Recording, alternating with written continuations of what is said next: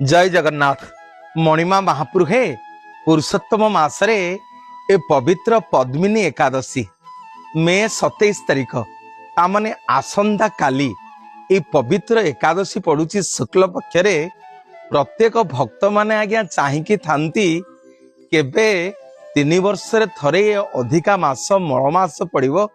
ए मलमास पुरुषोत्तम मास जो मासर इष्ट देवता होउछंती स्वयं जगन्नाथ महाप्रभु एवं एई मासर पवित्र दुईटी एकादशी। ए प्रथम एकादशी शुक्ल पक्षर आसंता काली मे 27 तारिख 2026 मसीहा जा ना आज्ञा पद्मिनी एकादशी। ए एकादशी की जो माने पालन करती एही दिन जो माने उपवास रुहंती जगन्नाथ महाप्रभुंकर पूजा आराधना व्रत दान पुण्य सब करती महाप्रभु को आराधना पूजा करती जगन्नाथ को दर्शन करती कृष्ण भक्ति करती विष्णु पूजा करती कोटि जन्मर पाप धोई हो जाए आज्ञा लक्ष लक्ष जन्म जो पुण्य अर्जन करथिबा जेतिकी सुफल न मिलिबो एई पद्मिनी एकादशी ए मलमासर पुरुषोत्तम मासर एकादशी रे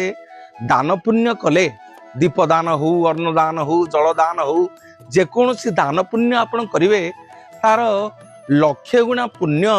आपण माननकु मिलिबो। निवेदन करिवि एई पवित्र पद्मिनी एकादशी रे जो माने एकादशी व्रत पालन करुछंती से माने अति आडंबर सहित पालन करंतु एवं जो माने एकादशी करूनाहांती से माने मध्य ए मे 27 तारिख पद्मिनी एकादशी दिन उपवास रही महाप्रभु कोटि कैवल्यनाथ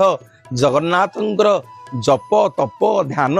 पूजा करंतु एवं जदि पारुछंदी श्रीक्षेत्र पुरी जाई महाप्रभु जगन्नाथ के पवित्र एकादशी रे पद्मिनी एकादशी रे महाप्रभु टिके दर्शन करंतु आज्ञा सर्वरिष्ट खंडन करिवे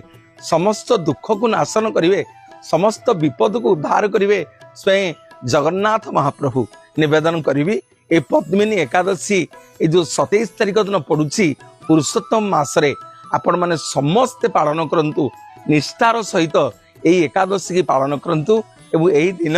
माँ तुलसी पाखे छिड़ाई ओम नमो भगवते वासुदेवाय ओम नमो भगवते नारायणाय ओम नमो भगवते जगन्नाथाय तुलसी माता को पूजा आराधना करंतु। माँ तुलसी मध्य एई दिन आज्ञा निर्जला एकादशी करंती जगन्नाथ एवं एही दिन जगन्नाथ महाप्रभु मंदिर रे महादीप दर्शन करंतु जगन्नाथ दर्शन करंतु कोटि जन्म